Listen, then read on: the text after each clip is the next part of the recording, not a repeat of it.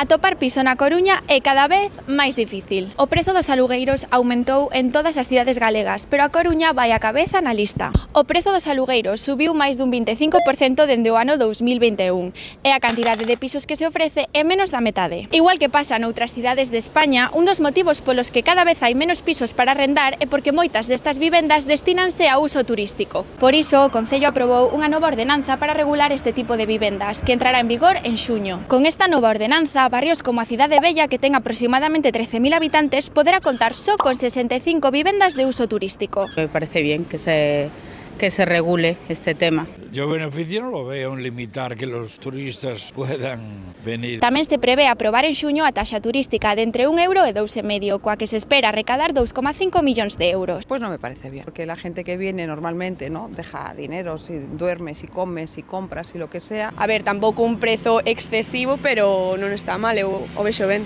Pode ser abusivo para eles e para os distintos comercios da Coruña, porque pode ser que o turismo baixe. Paréceme ben, sempre que sexa para a cidade.